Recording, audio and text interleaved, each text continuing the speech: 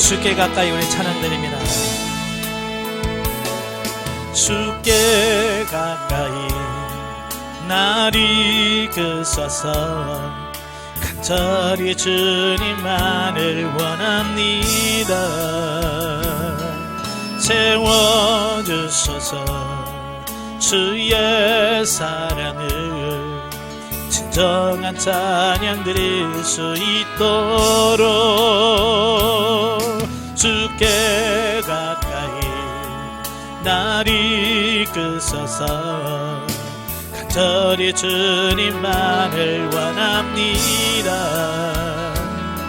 채워주소서 주의 사랑을 진정한 찬양 드릴 수 있도록 목마른 나의 영혼 주를 부르니 나의 맘 만져 주소서 주님만을 원합니다. 원합니다.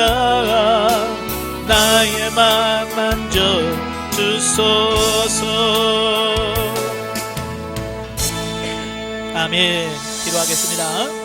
은혜로우신 아버지 감사합니다. 오늘 두 번째 시간 우리 내기둥 4단계에 대한 종합을 나누기를 원합니다. 성령께서 우리 지각을 열으셔서 알게 하시고 생각나게 하시고 깨닫게 하옵소서. 시종을 맡겨오며 예수님의 이름으로 감사하며 기도합나이다. 아멘. 네, 이 시간에는 훈련 과정을 같이 볼 텐데요. 먼저 그 안에 보시면 유의물이 한 장 있을 거예요. 내기둥 요약이라고 하는 그 기둥 요약이 있기 때문에 자, 오늘 강의는 이제 그걸로 할 겁니다. 한번 보세요. 내기둥 4단계 종합. 이 하얀 종이 있죠? 예.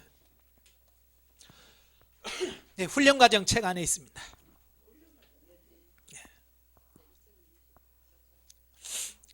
네, 이 훈련 과정 두껍잖아요. 네, 두꺼운데 이걸 이렇게 한 장으로 요약한 거예요. 이게 앞뒤로 해서 완전 요약한 거예요. 아마 여러분 공사할 때 가보면 그 앞에 큰 사진이 있죠. 공사 중 불편해서 죄송합니다 해놓고 조감도라고 해서 이렇게 그림 사진을 붙여놨잖아요. 그건 뭐냐면 이 건물을 설계도대로 지으면 나중에 다 지으면 이런 모습이 돼요 라고 보여주는 거예요. 조감도. 이게 뭐냐면 바로 이거예요. 조감도.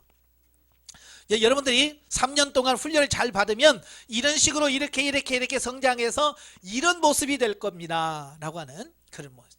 그러니까 소망이 있죠. 희망이 있죠. 그러니까 지금은 내가 이렇게 못 살아도 이 훈련을 통해서 내가 이런 삶이 되는구나. 자, 그걸 발견하는 시간이 되면 좋겠습니다. 자, 우리가 집을 지을 때 뭐 다 중요하죠. 기초도 중요하고 다 중요합니다만은 원래 이제 그 집을 지탱하려면 뭐가 필요하냐면 기둥이 필요해요. 그죠? 옛날 초가집 쳐보신 분들은 아실 거예요. 두꺼봐 하면서 그 기초를 닦잖아요. 그 다음에 돌을 4개 놓고 거기다가 기둥을 세워요. 그래서 기둥이 탄탄하게 딱 고정이 되었을 때 그 위에다가 석가래도 얹고 지붕도 얹고 그래서 집을 만들잖아요. 마찬가지예요. 저와 여러분이 신령한 집을 짓는다 그랬죠. 네, 우리가 신령한 집을 지어요. 우리 몸이 성전이잖아요. 근데 이 성전을 어떻게 지을 거냐? 이제 비유적으로 이걸 마치 집을 짓는 것과 같은 비유로 설명을 해주는 거예요. 자, 그래서 4 기둥이 있는데요. 자, 4 기둥이 있어요. 자, 4 기둥이 있는데요.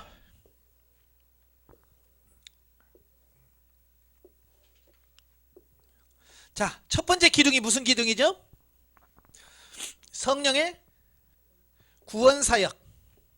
예, 성령의 구원사역이라고 하는 있어요. 이걸 영의 영성이라고 합니다. 예, 영의 영성이라고 하는 게 뭐냐면 우리 영 안에서 이루어지는 영성이라. 그래서 영의 영성이라고 하는 말이 있어요. 자, 이렇게 성령의 구원사역. 또 두 번째가 뭐예요? 성령의 은사사역. 예, 그 다음에 세 번째가 넘겨서 영성적 물질관계. 그 다음에 영성적 예, 대인관계라고 하는 자, 이 네 기둥이 있어요. 예, 네 기둥을 보시면 이 기둥이 튼튼해야 돼.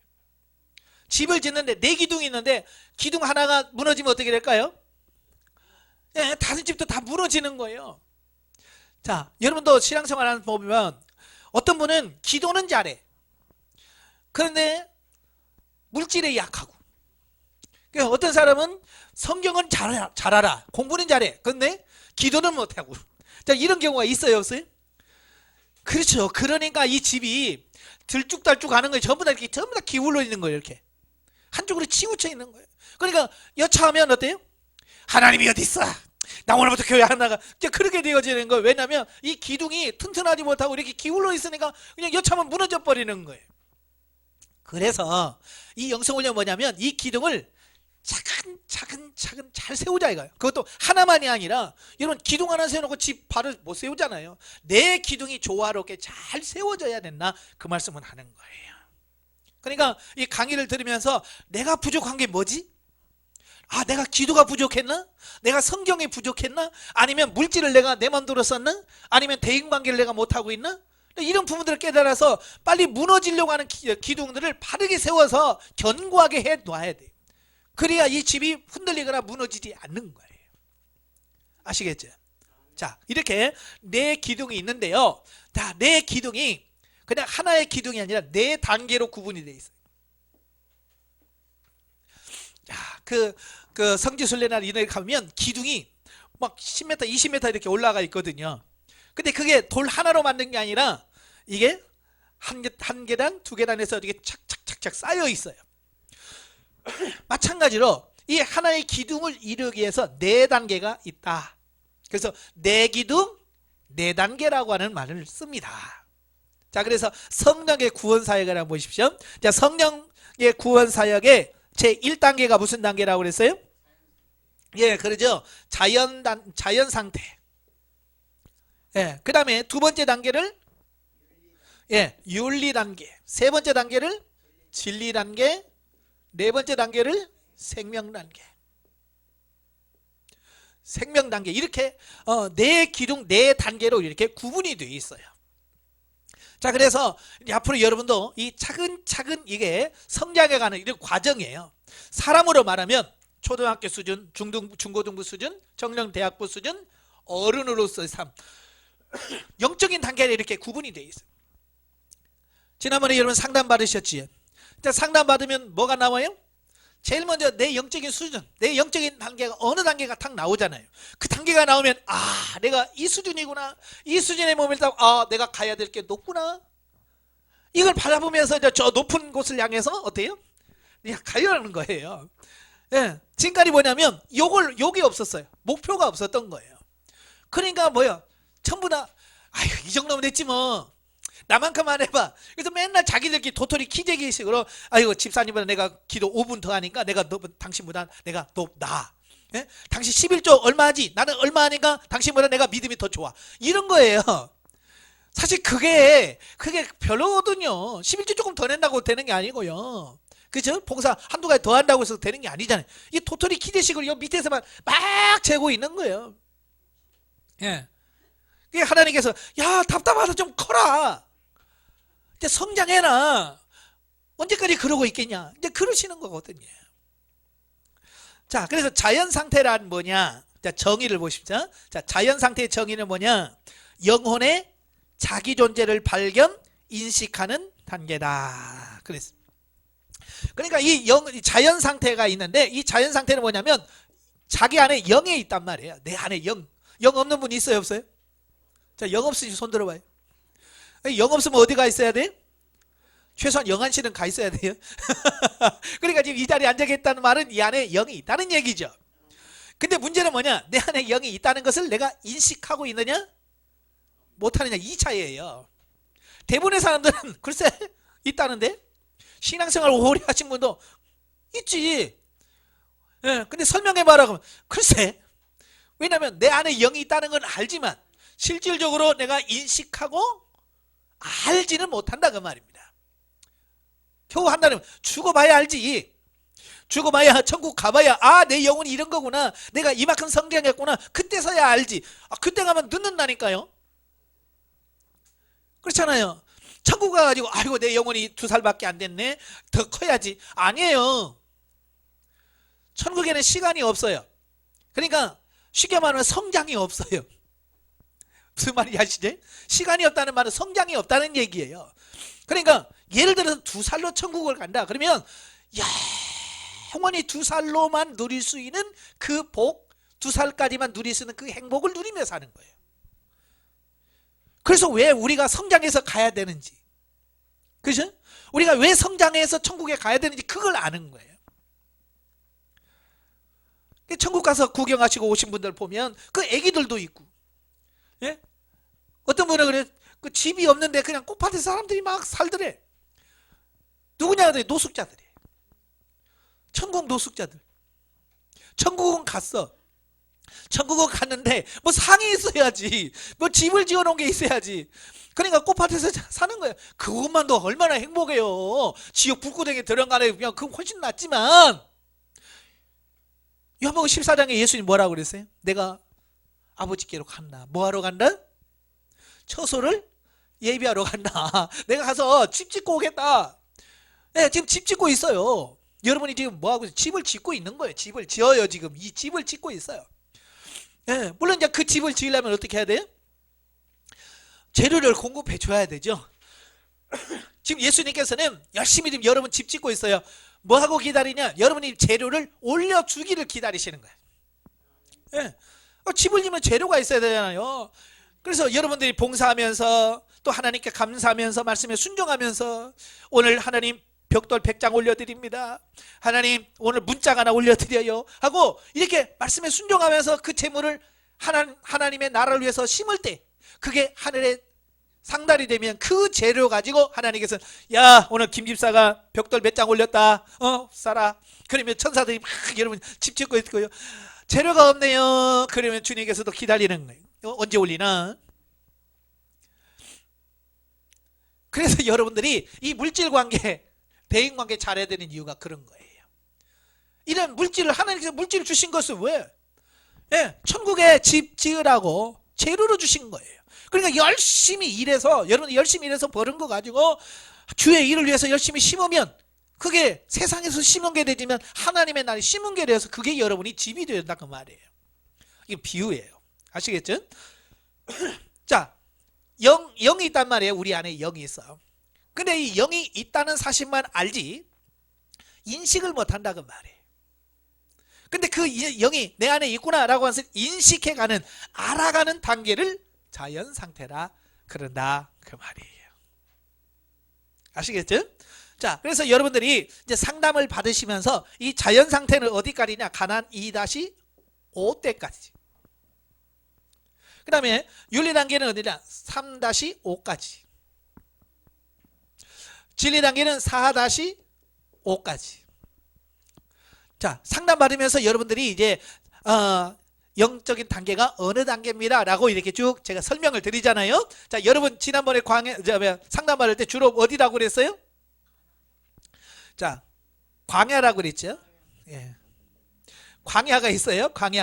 광야가 여기는 애굽이고요. 자, 애굽은 우리가 거듭나기 이전, 중생하기 이전이라고 그랬어요. 그죠? 거듭나기 이전의 상태를 애굽 단계라고 그랬고, 광야는 뭐냐? 내가 거듭나고 중생해서 기본적으로 하나님을 믿는 사람으로서 훈련하는 단계. 그래서 광야는 훈련 단계다 그랬습니다. 이스라엘 백성들이 광야를 몇 년 갇혔어요? 40년 걸렸죠? 40년 걸렸어요. 그러면 저도 여러분들 40년 꼭 해야 되나요? 꼭 40년은 광야는 40년이 기본인가요?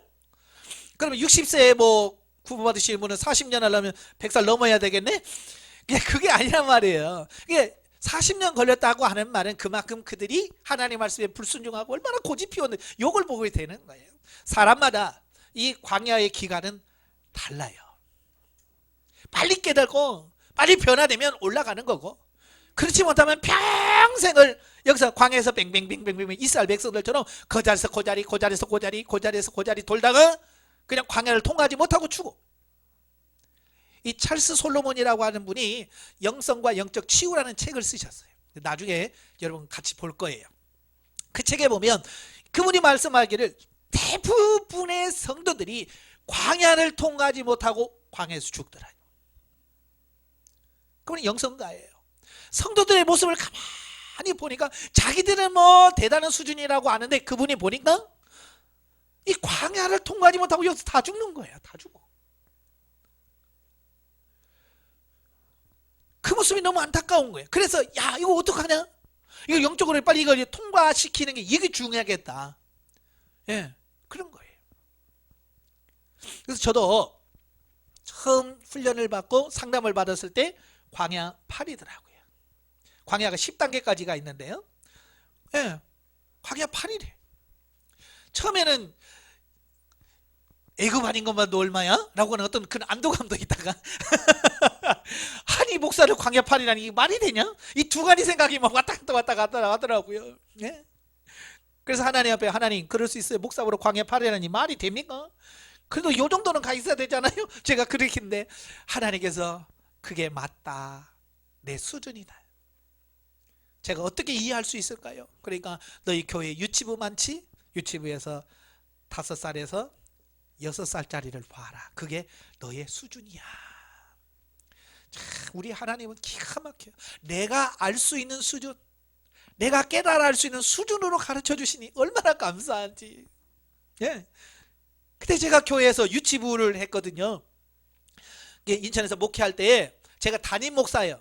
담임 목사인데 유치부 애들이 12명인가 되고, 예.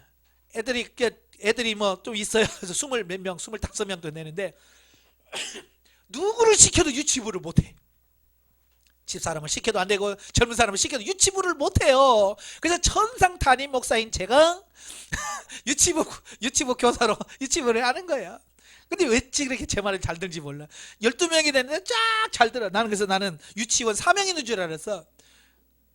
주님의 말씀을 듣고 보니까 내 수준이나 얘들 수준이나 같은 거, 영적 수준이 그러니까 내 영적 수준이 걔들하고 맞는 거예요. 그러니까 애들이 그렇게 내 말을 잘 들어. 12명, 여러분 요즘에요 유치부 2명만 가지고도요 결결됩니다. 못해요. 애들이 뭐 특별하게 요즘에 말을 잘 안 듣기도 하지만, 왜냐면 그 아이를 끌어가는 리더십 이런 게 없어요. 예? 자, 광야 8, 이 5살 6살 수준. 자, 하나님이 그렇다니까 어쩔 수 없잖아요. 그래서 하나님, 이 수준으로 내가 어떻게 목회를 합니까? 그래서 저 그때 그만두려고 그랬어요. 목사 내려놓으려고 그랬어요. 왜? 이 수준 갖고 어떻게 목회를 하겠어요? 그래서 제가 그만둬야 되겠다. 그래서 훈련에 가서 내가 이제 목사 그만두려고 합니다. 라고 하려고, 예, 갔어요. 예. 갔는데 그날 목요일 날이었어요. 목요일 날 그날 기도일을 하는데 그 목사님이 저하고 동갑인데 저보다도 좀 먼저 훈련 받으셔서 좀 성장했다고 그분이 설교를 하시는 거예요. 그분 설교가 뭐냐? 그분이 내 고민을 그대로 하는 거예요. 자기도 목사가 돼가지고 여기서 훈련을 딱 받았는데 자기는 광야 5도래. 6. 나보다도 나죠? 자기는 와서 보니까 광야 6이더래. 광야 6. 그래서 아무리 생각해도 광야 6 가지고는 목회를 못할 것 같아가지고 그 원장 목사님한테 가서, 목사님 광야 6 가지고 목회 못하겠으니까 나 그만둘래요 그랬대요. 그러니까 원장님이 기왕 하던 거 그냥 하세요 그랬대. 자기한테. 그걸 그 시간에 그대로 얘기를 하는 거예요. 지금 내가 갖고 있는 고민을 그렇게 얘기를 하는 거예요. 그래서 내가 원장님한테 가가지고 저 광야 8이라서 나 이거 못하겠어요 라고 하면 뭐라고 하겠어요? 그죠? 하던 거 그냥 하세요 라고 할 수밖에. 그러니까 이미 답이 나왔잖아요. 그러니까 상담할 필요가 없지. 그래서 기왕 하던 거 또 아버지 그래요, 하던 거 하죠. 그래서 이제는 목회를 내려놓으려고 하는 것이 아니라 빨리 성장해야 되겠구나. 내 수준이 이래가지고는 이끌지 못하겠구나. 그러니까 내 수준이 이러니까요 교회 성도들이 성장을 안 하는 거예요. 못하는 거예요. 처음에는요 따라오지 못하는 성도들이 얼마나 얄미운지 모르겠어요. 백날 설교해도 변화가 안 돼. 그러니까 저는요, 나는 다 됐는데 이 인간들이 못됐다고 생각했거든요. 인간들이 못돼가지고 그렇게 못 따라와. 아니 그거 하면 되지, 그렇게만 생각했었는데 결국 내가 이렇게 내 수준이 낮은데 이걸 깨라는 거야. 그래서 그 다음부터는요, 제가 새벽마다 기도할 때 하나님 우리 성도들 변화시켜 주세요. 김 집사, 이 집사, 아이고 이 성도 그걸 변화시켜 달라고 그렇게 기도했어요. 근데 이걸 알고부터 싹 바꿨어요. 나부터 변화시켜 주옵소서. 나부터 성장하게 해주세요. 그러니까 내 기도하다 보니까요, 뭐 성도들 기도할 틈이 없어. 시간이 없어. 내 기도하기도 부족해. 하루에 6시간씩 기도했는데요, 6시간을 나를 위해서 기도해도 부족해. 영적인 성장, 아버지 정말로 내가 이렇게 하고는 안 됩니다. 영적인 성장할 수 있게 해주세요 라고 정말 하루에 6시간 이상 막 기도, 길거리 가면서 주님 나 성장해야 돼요. 자면서 아버지 나 성장해야 돼요. 성장이 목적이에요. 그러면서 광야를 통과하고 가나안 1-1에 들어오더라고요. 가나안에 들어왔다고 해서 주님 나 가나안에 들어왔대요. 그러니까 주님께서 그래 이제 유치원 졸업하고 초등학교 들어갔다 그러시는 거예요. 내가 이해하기 쉽게. 그래서 여러분 상담하면서 아 이거 축하합니다. 유치원 졸업하신 거 이제 초등학교 들어갔으니까요 열심히 하세요. 제가 그럴 거예요. 왜? 하나님이 저를 그렇게 차근차근 가르쳐 주셨어요. 예. 그래서 여기 보면 이 다이언 상태를 통해서 이 1단계를 잘 통과하시길 바래요. 그래서 1단계 통과하면서 중요한 게 뭐냐? 영의 존재. 내 안에 영이 있구나. 이걸 빨리 알아야 돼. 그걸 아는 방법이 뭐냐? 2가지. 첫째, 본체적 분리. 이걸 다시 말로 유체이탈. 유체이탈의 말 들어보셨죠? 예, 내 몸 안에서 내 영이 빠져나오는 걸 말해요. 네, 이걸 본체적 분리라고 그래요. 그래서 내가 여기 있는데 내가 또 다른 내가 있어요. 오, 이건 뭐지? 얘가 누구야? 아, 그 말은 영이구나. 그러니까 6이 0을 보고 0이 6을 보면서 네가 6이구나. 나 0이야 하고 스스로가 자기 존재를 인식하는 단계를 본체적 분리라고 그래. 성경적 예가 많아요. 사도 바울의 예도 있고요, 사도 요한의 예도 있고요. 예, 이런 예가 있어요. 그 다음에 2번째가 뭐냐? 인격적 분리. 인격적 분리. 자, 나중에 내가 차근차근 설명해 드릴 텐데요, 우리는 2 인격을 가지고 있어요. 6의 인격과 0의 인격이 있어요. 이 둘이 이 안에 완벽하게 겹쳐 있어요. 0과 6이 완벽하게 겹쳐서 어디가 6이고 어디가 0이냐 몰라요. 그런데 내 안에 인격이 2 인격이 있어요. 제가 영성훈련을 받은 지 5개월, 가나안 1-6 정도 왔을 거예요. 오늘 막 밤에 막 11시까지 기도하고 3시간을 8시부터 막 기도하고 자기가 이제 새벽 기도 하잖아요. 그래서 11시에 자려고 딱 누웠어요. 누워있는데 막 찬양하는 거예요. 여기서 찬양 소리가 막 내 안에서 찬양을 하는 거예요. 그래서 이게 뭐지? 이거 뭔 소리야? 눈 떠보니까 아무도 없고, 근데 막 계속 눈을 떠도 찬양이 나오고 계속 찬양이 들리는 거예요. 환청처럼. 그래서 저는 집사람이 뭐 카세트로나 이 밤중에, 그리고 바로 뒤에 사택이 있었거든요. 들어가서 보니까 다자 정말 찬양할 수가 없는, 찬양이 안 되는데 막 찬양이 막 들리는 거예요. 그래서 으시 자야 돼. 내 새벽에 해야 돼. 모르니까. 그래서 잤어요. 그 다음날도 일어나서 막 또 밤에 8시부터 11시까지 3시간을 막 기도하고 11시 자려고 누웠는데 이때는 막 기도를 하는 거예요.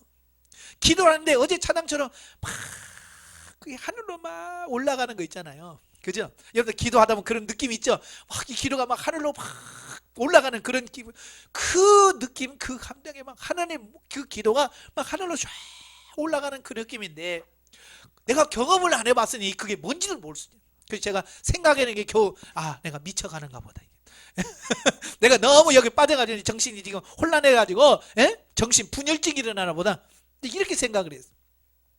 그 다음날 제가 상담 훈련소에 가서 상담을 했어요. 그러니 그 얘기를 쭉 했죠. 내가 지금 이러고 있습니다. 그러니까 그분이 축하합니다. 그래서 아니 왜요? 그랬더니 지금 이 안에 있는 영이 성장을 하니까 영 스스로 찬양을 하고 영 스스로 하나님께 기도하는 수준까지 성장했습니다. 그 얘기를 하는 거예요. 그러니까 이 어렸을 때는 그런 현상이 안 나타나요. 왜? 어리니까, 이 영이 어리니까 영 스스로 목소리를 못 내는 거야. 왜? 육은 다 커서 지금 30살이 넘었거든요. 내가 영성을 받을 때가 34살이에요. 예, 한참 힘있고 막 그럴 때 아니에요? 그런데 영은 어리니까 34살한테 뭐라고 할 수가 없는 거야. 너무 어리니까 힘을 못 썼던 거예요.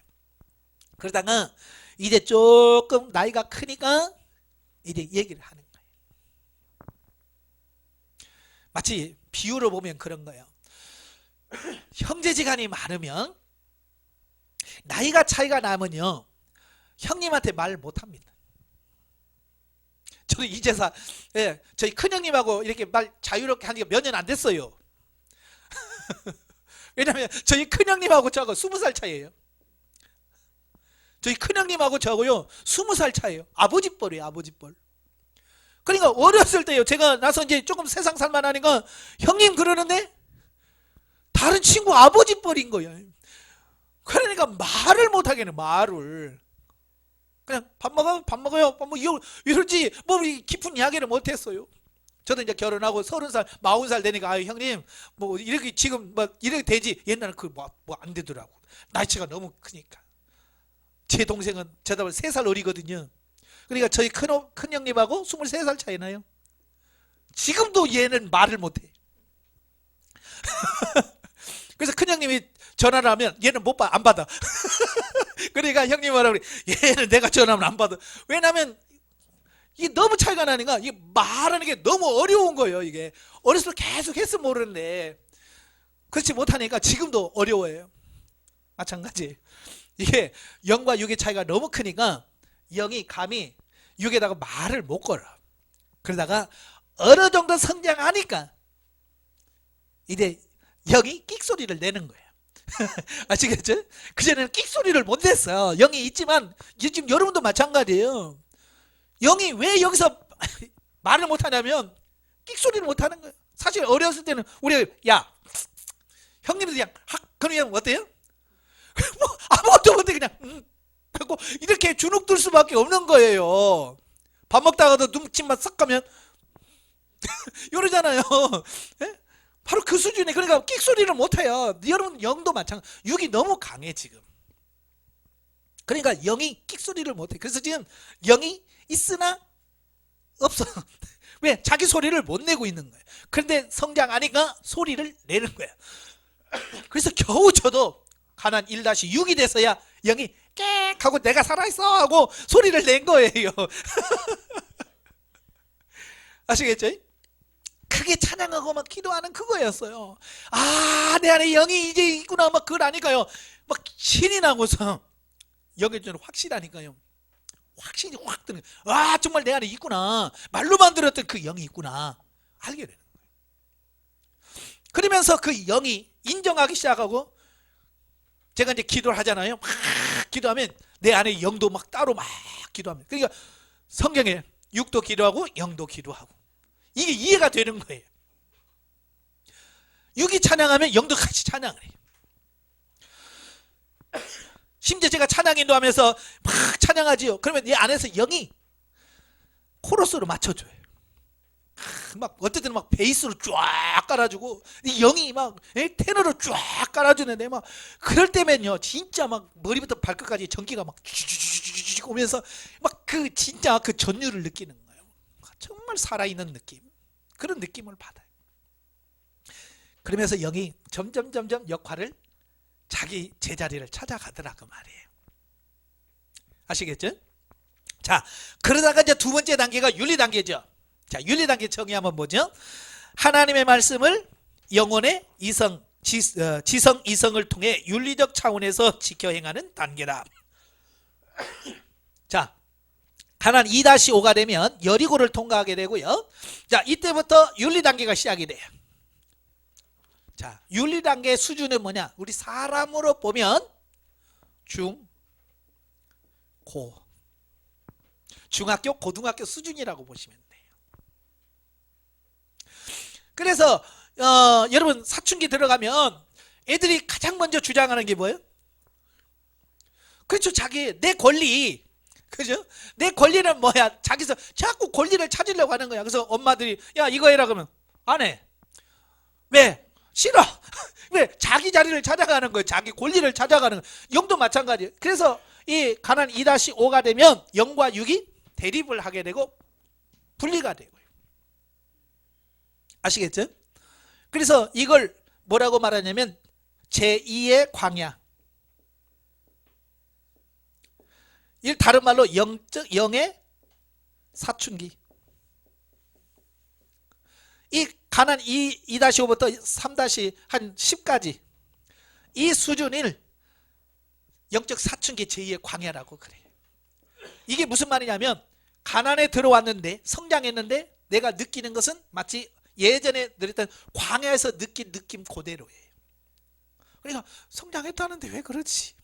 왜 안 되지? 더 답답하고 막 공고해지는 어떤 그런 시기예요. 그러니까 사춘기가 힘든 게 뭐예요? 몸은 다 컸잖아요. 몸은 어른인데 생각에는 하는 짓은 애기 같은 짓을 하니까. 그죠? 이게 갈등이 생기는 거예요. 그게 제2의 광야 영적 사춘기라고 할 수 있는 거예요. 다시 말하면 성장한 영과 육의 가치관이 계속 대립을 하는 거예요. 안 맞는 거예요. 육은 지금까지 내가 살아오면서 이게 옳다고 생각했어요. 그죠? 근데 영이 성장하면서 그건 아니지 이거지 그런 거예요. 그러니까 이게 일치가 안 돼. 그러니까 이게 서로 대립이 되어지면서 갈등이 생기는 거예요. 그러면서 철이 들고 알아가는 거예요. 그러면서 나중에는 육이 그래 맞아 네가 주인이야 우리 삶 주인이야 라고 인정을 하고 확 받아 순종하면 진리 단계가 돼요. 아시겠죠? 그런 갈등을 겪다가 진리 단계로 넘어가게 되는 거예요. 자, 진리 단계 정의 보십시오. 자, 영혼이 중심이 되어 하나님의 말씀을 지켜 행하는 초기 단계다. 그랬어요. 자, 여기 윤리 단계까지만 해도 뭐가 중심이 되냐면 육 또는 혼이 중심이 돼요. 그런데 이 진리 단계 들어가면 이제 영이 중심이 돼요. 영이 내 삶의 주인이 돼서 영이 내 결정을 하게 되고 영이 하나님 앞에 나아갈 수 있는 그런 수준이 되어진다. 우리 사람으로 보면 그러잖아요. 고등학교 때까지만 해도 부모 밑에서 부모가 시키는 대로 거의 합니다. 그러나 대학교 들어가면 뭐예요? 네가 알아서 해. 네가 어른이잖아. 그죠? 대학교는 이제 자기가 선택을 해야 돼요. 이제 이 고등학교 때마다 옷 살 때 엄마가 다 사다 주잖아요. 그잖아요? 그죠? 대학교는 뭐예요? 엄마가 사주려면 뭐라고 그래? 돈을 줘요. 그냥 돈을 줘. 내가 살게. 왜? 자기가 이제 주인이 되란 말이에요. 그죠? 그래서 지금까지는 어찌 보면 엄마가 부모가 자녀를 도왔다면 진리 단계 들어가면 이제 자녀가 부모를 돕는 시대예요. 그렇죠? 저도 자식 키워보니까 20살 넘어가니까 애들이 그래요. 예전에는 어렸을 때는요 아빠는 무거운 거 들어요 나는 가벼운 거 들게요. 짐 들어도 꼭 애들이 꼭 그러거든요. 제일 큰 거 아빠 들고 타는. 근데 이 딱 들어가니까요 아이고 아빠 제가 무거운 거 들을게요. 아들이 뭐든지 지가 톡톡 들고 가는데 아이고 진짜 아들 잘 키웠다 이런 생각이 그때 드는 거예요. 마찬가지로 영과 육이 완전히 이제 바뀌어요. 아시겠죠? 영이 주인의 자리로 가서 나의 삶을 이끌어가고 이제 육은 이제 영의 보호를 받고 도움을 받는 단계. 아시겠죠? 자, 그러다가 생명 단계로 갑니다. 자, 생명 단계로 들어가면 정의를 보십시다. 하나님의 거룩한 말씀으로 살아 생명이 되는 단계다. 그래서 그러다가 어느 날 좋아하는 사람이 있어요. 그렇죠? 데려와 봐라. 그래서 뭘 시켜요? 결혼을 시키자. 내 영이 하나님과 결혼하는 단계. 그래서 주님이 나의 신랑이고 나는 주님의 신부로서 사라지는 단계. 바로 그 단계가 생명 단계예요. 그래서 부부가 사랑하면서 자식 낳고 계속해서 삶을 영위하듯이 이제 주님과 내가 하나 되어서 영적인 열매를 풍성히 맺으면서 살아가는 그 단계가 생명 단계예요. 지금 하나님이 원하는 게 바로 그 단계예요. 아마 여러분 자식 나눴고 자식이 안 크고 있으면 뭐예요? 얼마나 속상하겠어. 육신으로 봐서 다 성장했는데 대학교까지 해서 다 직장까지 했는데 장가 안 가봐요. 얼마나 속상해. 마찬가지예요. 성장하는 것도 중요하지만 성장했지만 그 담을 살리지 못하면 다른 사람들은 다 장가 가서 애 낳고 시집 가서 애 낳았는데 내 아들은 못 가봐. 얼마나 그 속상해. 하나님이 그런 거예요. 우리가 지금 성장했다고 해서 나 성장해서 좋아. 근데 주님께서는 야 성장했으면 열매를 맺고 그래야지. 그러니까 일단은 성장을 해야 돼. 아시겠죠? 일단은 여러분 성장해야 돼. 그리고 단계 맞는 경험들을 해가면서 성숙해지고 그 다음에 생명적 삶이 나와야 돼.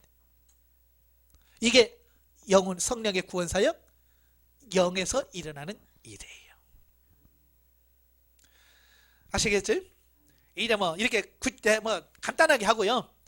이제 다음 시간부터는 이걸 이제 하나씩 한 단계부터 쫙 다음부터는 이제 한 기둥씩 할 거예요. 성령의 구원 사역만 한 주 하고 또 이렇게 하면서 차근차근 여러분 이해하고 깨달을 수 있도록 또 여러분의 삶 속에 적용할 수 있도록 계속 할 거예요. 그러니까 귀에 못이 박도록 들을 거니까 여기까지 하시고요. 자, 두 번째 기둥이 뭐냐? 성령의 은사 사역이에요. 성령의 은사 사역. 이것도 역시 네 단계가 있어요. 이 수준은 똑같아요. 나이 변하는 게 똑같아요. 자, 단지 좀 차이가 있지요. 자, 은사 사역은 어디에서 이루어지는 거죠? 우리의 육체에서 이루어지는 거예요. 자, 성령의 구원 사역은 우리 영 안에서 이루어지는 일이라면 은사 사역은 우리 육체가 일어나요. 그래서 이 육체에다가 만민에게 부어 주리니, 근데 만민이 뭐예요? 우리 육체를 가리키는 거예요. 성령의 은사는 우리 육체에다가 부어주는 겁니다. 자, 첫째 1단계가 은사 체험 단계예요. 은사 체험. 그래서 정의가 뭐냐면 성령의 은사가 육체에 경험되어지는 단계. 그래서 1단계에 들어가게 되면 이래 하나님께서 주신 은사가 있잖아요. 성령의 9가지 은사. 은사 중에서 이 광야 단계에서 6개를 드림. 6개의 은사가 주로 임합니다. 방언, 통역, 예언, 신유, 능력행함, 영문별 은사까지가 이 광야 단계에서 보통 우리에게 주시는 은사예요. 아시겠죠? 물론 가끔 보면 성령의 9가지 은사를 동시에 받으신 분도 계셔요. 드물죠? 그러니까 강팍하신 분들, 왜 그렇게 경험하지 않으면 예수 안 믿을 사람들, 사도 바울 같은 사람들 있잖아요. 그죠? 그냥 좋게 예수 믿으라 해갖고 안 믿을 사람들, 그 사람은 어떻게 한번 업어치게 해가지고 그냥 달달달 해놔야 이거 예수 믿을 사람들은, 이런 사람들 보면 교회에서 보면 그러잖아요. 어느 날 갑자기 막 하늘이 열리고 방언이 터지고 모든 게 막 쩍쩍쩍 열리는 사람 있죠. 그래서 강하신 분들이에요. 왜? 그렇게 안 하면 그분들은 예수 안 믿을 분들이에요. 그 외에는 보통 보면 광야에서 6개 은사를 줄입니다. 그래서 이 6개 은사를 기본적으로 방언하고 통역하고 예언하면서 하나님과 교제하면서 은사를 활용하면서 조금씩 배워가는 단계. 자, 이걸 제1단계 은사 체험 단계라고 그럽니다. 그래서 2단계 된 분들은 이 6개 은사가 실제 되어지도록 위해서 기도하셔야 돼요. 상담 받으면 여러분 보통 5개, 4개, 5개 은사 오셨죠? 예? 그러면 한결같이 뭐라 못해요 저는. 자, 그러신 분들이 있거든요. 예, 선물을 주는 거하고 내가 실제 되는 것은 약간의 차이가 있어요. 이런 거죠. 부모가 컴퓨터를 사줄 수는 있어요. 예, 부모가 컴퓨터를 자식들에게 사줄 수는 있지만 컴퓨터를 다루는 지식은 줄 수 없어요. 그럼 컴퓨터 다루는 기술은 어떻게 해야 돼요? 예, 자기가 배우든지 자기가 연습을 하든지 뭘 하든지 해서 자기가 이걸 해서 내 것으로 만들어야지, 컴퓨터 사주면서 컴퓨터 하는 기술까지 줄 수는 없어요. 마찬가지로 하나님께서 우리에게 선물로 방언 받아, 너 통역 받아, 은사 받아 이렇게 주어요. 그렇지만 그것을 내 것으로 만드는 책임은 누구한테 있느냐? 나한테 있다 그 말이에요. 그리고 어떤 분은 그래요. 나는 뭐 신앙생활 몇십 년 나는 방언도 못해요. 그럼 제가 그러죠. 그 땅에 묻어둔 거예요. 달란트 비유 나오잖아요. 땅에다 묻어놓으면 이게 10년, 20년 땅에 묻어놓으면 얘가 땅속에서 돈이 새끼를 칩니까? 아니요. 농만스러워. 예, 오래 가면 갈수록 농만스러워서 더 안 돼. 그러니까 오래 묵어둔 게 중요한 게 아니에요. 사용해야 돼. 활용해야 돼. 5달란트 2달란트 만든 자처럼 바로 받자마자 할렐루야 하고 가서 장사를 해야죠. 남겨야죠. 해야죠. 근데 안 한단 말이에요. 특별히 교회에서 이 은사에 대한 부정적인 교육을 많이 하잖아요. 예, 못하게 하고. 그래서 참 우리 한국교회가 영적으로 성장할 수 있었는데도 그런 것을 통해서 성장하지 못하는 어떤 이런 안타까움이 있는 거예요. 예, 하여간 여러분 방 안에 은사 주신 거 잘 활용할 수 있기를 바랍니다. 예? 그렇다고 해서 또 교회 가서 싸우지 말아요. 예, 여러분 하나님 앞에서 1대1의 관계 속에서 은사를 잘 활용할 수 있기를 바라요. 자, 그 다음에 두 번째 단계가 실용 단계예요. 자, 실용 단계 정의를 보시면 은사를 활용함에 있어서 혼이 중심이 되어 육신의 이익을 위해 사용하는 단계라 그랬어요. 자, 제가 임무과정 때 가르쳤죠. 은사는 주신 목적이 뭐라고 그랬어요? 신령한 집을 짓는 도구. 신령한 집을 짓는 도구로 은사를 주신다고 그랬어요. 그러니까 어릴 때는 이게 왜 주었는지를 잘 모르는 거예요. 쉽게 말하면 이런 거예요. 저는 이제 자녀를 키워보면서 그 자녀들이 좀 성장하니까 아이들도 이 용돈을 관리하는 법을 가르쳐야 되겠다. 우리 아이들도 이제 돈을 관리하는 법을 가르쳐야 되잖아요. 그래서 아이들에게 이제 용돈을 줘봤어요. 뭐 용돈이라고 봐야 뭐 많이 주나요? 1,000원씩. 일주일에 1,000원씩 이제 두 아이에게 1,000원씩 줬어요. 그러니까 처음에는 얘들이 용돈을 못 받다가 용돈을 받았잖아요. 돈이 생기니까 받자마자 뛰어가더라고. 어딜 뛰어가요? 슈퍼. 슈퍼로 그냥 호다닥 뛰어가. 그래서 그냥 호라상 사먹고 쭉쭉쭉 빨고 와. 그러니까 나는 그러라고 준 게 아니잖아요. 이 돈을 받고 하나님의 것이다 11조다 분별하고 이 돈을 쓰는 법을 가르치려고 용돈을 줬는데 호다닥 까먹어. 그래서 안 되겠다 얘. 그래서 주다가 끊었어요. 그래서 또 1년 지나다가 또 용돈을 또 줬어요. 주면서 이제 가르쳤죠. 제일 먼저 중요한 게 뭐냐? 11조부터 떼라. 용돈 주면서 11조 떼라. 그래서 11조 봉투를 따로 마련해 놓고 그래서 용돈 주면서 다 넣어. 예. 그래서 용돈을 받자마자 거기서 봉투에다가 집어넣는 훈련을 시킨 거예요. 그러니까 그 다음부터는 누가 돈을 주든 내가 돈을 주든 아니면 이모가 와서 돈을 주든 뭘 주든 자기들은 뭐예요? 11조 아빠 11조 얼마야? 11조부터 제일 먼저 뜨요. 예. 그 훈련이 중요한 거예요. 그러니까 그런 걸 통해서 물질이 그냥 과자 사 먹고 뭐 이런 걸 쓰는 게 아니구나 이걸 깨달도록 하는 거예요. 근데 이 실용 단계라고 하는 게 뭐냐면 하나님께서 은사를 주었는데 하나님께서 주신 목적을 아직 이해를 못한 거예요. 그래서 여기 보니까 육신의 이익을 위하여 은사를 써먹는다 그 말이에요. 그 단계를 실용주의라고 한다. 그지? 그러니까 하나님께서는 치유 양력을 통해서 믿음 연약한 자를 세우고 영적으로 성장시키라고 은사를 주었어요. 병 고치는 은사를 주었어요. 그런데 처음에는 겸손해서 뭐 감사합니다고 병자를 치유합니다. 그러다가 아이고 내 병 고쳐서 고맙습니다 하니까 봉투 하나씩 줘요. 예.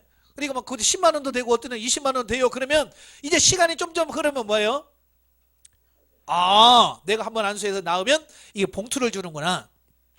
나중에는 어디까지 바뀌냐면 나한테 안수 받으려면 봉투 가져와야 돼. 근데 봉투인데 액수는 얼마 이상 이렇게 바뀌어요.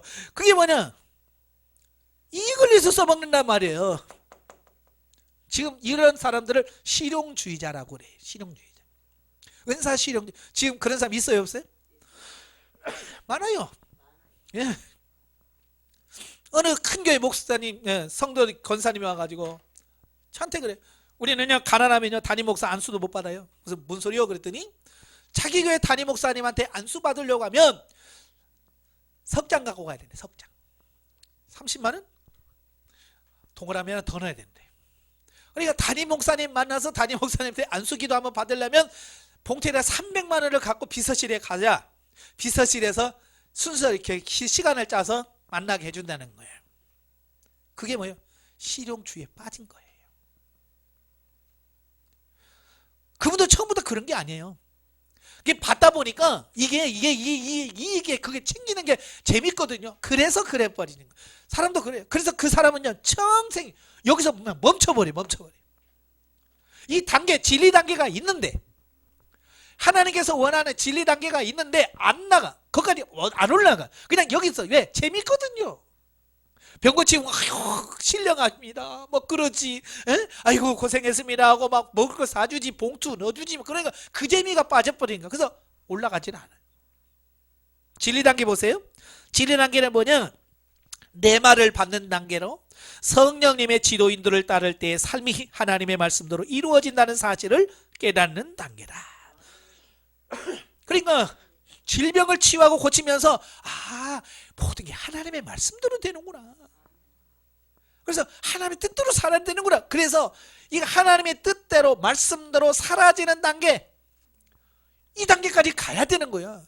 근데 많은 사람이 여기 가면 돈도 안 생기잖아요. 그러니까 여기서 그냥 나는 여기까지, 나는 여기서 그냥 끝날래. 그리고 계속 그 다음 이야기를 해도 안 가요. 근데 하나님께서 원하시는 게 뭐냐? 진리로 사는 거예요. 말씀대로 사는 거예요. 그래서 하나님께서 이 실용주의로 빠지게 되면 하나님께서 브레이크를 밟으셔. 안 되게 하시는 거예요. 어느 순간에 보면 안 되게 하셔요. 그러니까 어느 단계들 기도하면 나았는데 안 나와요. 그러면 그 사람들이 하나님이 엎드려서 죄송합니다 그래야 되는데 그래야 안 그래요? 안 그래. 자기도 모르면서 막 그냥 나타난 것처럼 옛날에 말이지, 옛날에 내가 말이야. 그래서 옛날 것만 자꾸 우려먹는 거야. 그렇죠? 저도요 많이 당했어요. 뭐 능력 있고 뭐 안진뱅이를 치우고 저도 아프잖아요. 그래서 갔어요. 안 나. 뻥이야. 왜? 삼손처럼 이미 하나님의 영이 떠났어. 안 나타나. 그런데도 뭐예요?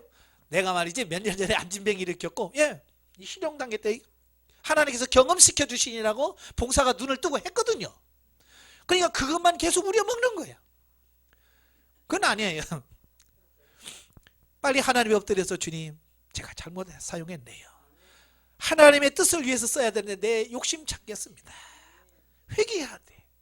그래서 진리 단계로 들어가서 이제 하나님 말씀하세요. 내가 하나님 말씀대로 살겠습니다. 그래서 철저하게 하나님의 음성을 듣고 주의 말씀을 사는 단계까지 가는 목적이에요. 그 다음에 이 단계에서 신령한 집을 짓는다 그랬어요.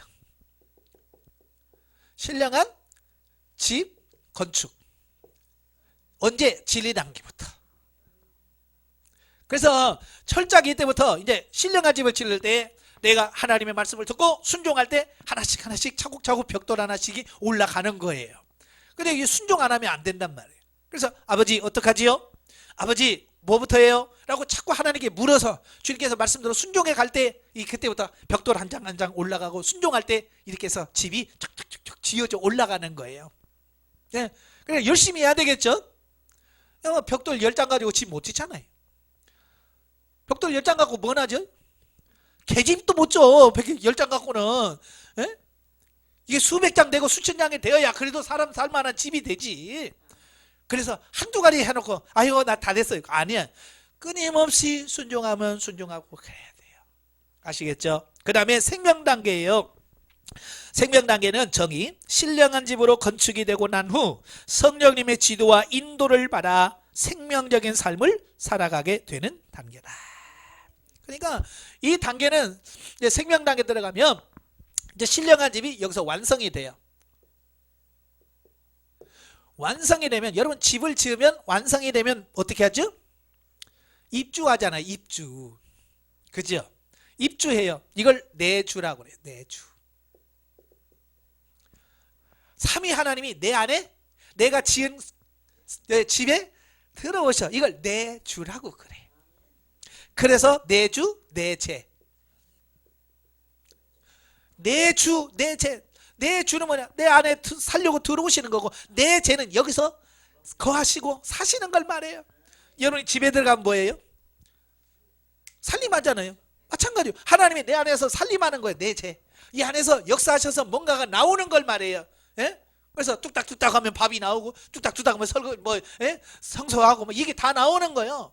이게 하나님이 내 안에 들어오셔서 그냥 보리자루처럼 가만히 있는 게 아니라 내 안에서 역사하고 나와 동행하시고 이끄셔서 나의 삶 전반부를 이끌어가는 삶, 이걸 내 죄라고 얘기하는 거예요. 아시겠죠? 그래서 내주 내제하고 그분과 결혼해서 행복한 삶을 사는 거예요. 주님과 교제하면서 교통하면서. 여러분 부부가 제일 부부 생활하면서 제일 어려운 게 뭐예요? 언제 제일 깝깝해요? 말이 안 통하는 거. 소통이 안 되는 거. 이거 진짜 어렵잖아요. 그죠? 부부가 살면서 대화가 안 되고 소통이 안 되면 진짜 이건 어려운 거예요. 어려운 거예요. 자, 주님은 나의 남편이잖아요. 나는 신부. 이 관계가 어떠해야 되는가? 소통이 돼야 돼. 소통이. 그래서 지금부터 이 소통하는 훈련을 해야 돼. 근데 우리나라는요, 지금 60대 70대 되신 분들이 부부간 대화가 별로 없어요. 못해요. 왜 못할까요? 어렸을 때보다 해본 적이 없어요. 대화를. 참 저도 그래요. 어렸을 때 보면 뭐 부모님하고 얘기를 해야 되는데 바쁘니까 학교 갔다 오면 밭에 있잖아요. 언제 얘기해? 놀다가 그냥 저녁에서 밥 먹을 때 얘기하려면 밥 먹을 때 이야기하면 말하면 복달아 난다 이러면 그럼 밥 먹으면 말을 못해. 이제 해야 되는데 말을 못해. 그럼 밥 먹자마자 뭐요? 설거지. 이야기할 시간이 없어. 대화할 시간이 없는 거야. 그리고 또 이야기하려면 어른들이 이야기인데 위에 나서 이러면 그래가지고요, 옛날에는요 어른들 앞에서 이야기를 못했어요. 그러니까요, 그게 대화하는 습관이 이게 훈련이 안 된 거예요. 그러니까 나중에 커서 결혼했는데도 신랑한테 말을 못해. 예. 신부인데 이쁘긴 이쁜데 말을 못해. 왜? 해봤어야지. 대화 기술을 몰라. 대화 기술을. 마찬가지. 지금 여러분이 훈련받을 때 주님과 대화하는 기술을 연습하셔야 돼. 그래서 아버지 뭐예요? 아버지 어떻게 할까요? 라고 자꾸 100번 이상 물으라고 하는 게 뭐냐? 대화의 연습인 거예요. 그래서 자꾸 주님의 음성을 듣고 하는 습관을 들여놔야 2단계 들어가서 생명난 들어가서 주님 뭐예요? 그러면 착 듣고 예 하고 두고 이게 되는 거예요. 이게 통하는 거예요. 대동 기도 안 하고 여기 가면 둘이 멀뚱멀뚱 앉아가지고 소 닭 쳐다보듯이 이렇게 쳐다보고, 예? 급해가지고 여보 이거 좀 해줘. 그럼 말도 안 해 그냥. 그러니 사는 맛이 나겠어요? 영적으로는 사는 맛이 없죠. 그래서 지금부터 뭐 하셔야 된다고요? 대화 훈련을 해야 돼. 기도 훈련. 그래서 집사님도 계속 하나님 앞에 자꾸 말하는 훈련을 해야 돼. 주님 뭐예요? 주님 어떻게 해요? 주님 어떤 식으로 해야 되죠? 라고 자꾸 주님 앞에 묻는 연습과 훈련을 해 가셔야 돼. 그러다 보면 이제 주님의 음성이 들리는 때가 와요. 그러면 이제 들려야 대화가 되거든요. 그죠?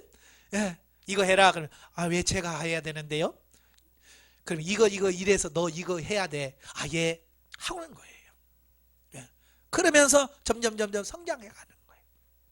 자, 넘겨서 이제 세 번째 기둥이 뭐예요? 영성적 물질 관계예요. 자, 난 돈 필요 없다. 손 들어봐요. 난 목사인데도 돈이 필요하더라고요. 근데 이 하나님께서 주의 일 하라고 주신 물질인데 대부분이 물질의 주인은 누구라고 그래요? 아니, 자기가 물질의 주인이 돼서 살잖아요. 그죠? 그래서 이제 물질도 하나님께서 이제 훈련을 시켜 가는 거예요. 그래서 4단계로 훈련을 시키는 거예요. 물질도 역시. 그래서 제1단계를 무슨 단계라고 하냐면 의무화, 책임 단계. 의무화 책임 단계는 뭐냐? 하나님께 드리는 헌금이나 이웃에게 하는 구제 행위를 기독교인으로서 의무와 책임감으로 헌금하는 단계라 그랬어요. 우리가 헌금에서 제일 중요한 게 뭐죠? 감사하는 마음이에요. 감사. 그러니까 물질은 뭐냐면 내가 하나님 감사해요 라고 하는 감사의 표현이 물질이에요. 근데 감사가 빠지면 의미가 없어. 그래서 신명기에 보면 너희가 1년 농사 짓고 하나님께 기도할 11조를 낼 때 반드시 이렇게 기도해라. 그래서 하나님께 주심을 감사합니다 라는 고백을 하고 11조를 드리게 되어 있어요. 근데 우리는 그런 고백해야 안 해요? 11조 난 다 했네 이제 이런단 말이에요. 고백이 빠져버린 거예요. 이 모든 것이 하나님의 것입니다 라는 고백이 11조 안에 들어가 있고 그 고백이 나와야 돼. 근데 의무와 책임 단계에 있는 사람은 뭐냐? 그냥 헌금을 해도 의무와 책임인 거예요. 아이 권사가 하면 11조는 당연히 해야지. 장로인데 뭐 11조 안 하면 되나? 목사인데 사람 눈치도 있지. 그러면서 하는 거예요. 그러니까 안 하는 게 아니라 하긴 하지만 하나님께서 주시는 원래 그 목적 감사 그게 없어. 그래서 보통 보면 교회에서 뭐 합시다 그러면 뭐예요? 하나님께 주님 어떻게 할까요? 기도하면서 하는 사람 있어요 없어요? 없어요. 다 뭐냐 눈치 보는 거예요. 다른 장로님 뭐 얼마만큼 한데 예를 들어서 이런 거죠. 예를 들어서 선교비를 한다. 알아서 하세요. 그러면 이제 그때부터 눈치 작전 들어가는 거예요. 그래서 장로님들이 저 장로는 얼마나? 그러면서 이제 봐가지고 저 사람 100만 원인데 그럼 나는 그보다 좀 더 해야지. 왜? 조금 더 해야? 아유 근데 장로님 이거요. 그 소리 들으려고 하니까 이제 그렇게 조금씩 막 해서 자기들 경쟁 붙어서 해요. 이거 의무와 책임 단계예요. 그러지 않잖아요. 정말 하나님 제가 하나님의 나라를 위해서 헌금해야 되는데 내 사정 아시지요? 내 형편 아시지요?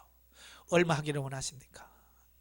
그렇게 하나님께 물어서 정말 주님께서 말씀하실 때 때로는 그게 내가 생각하는 OX보다 훨씬 많을 수도 있어요. 그죠? 예를 들어서 나는 한 10만 원 할까? 근데 주님께서 50만 원이라 할 때도 있어요.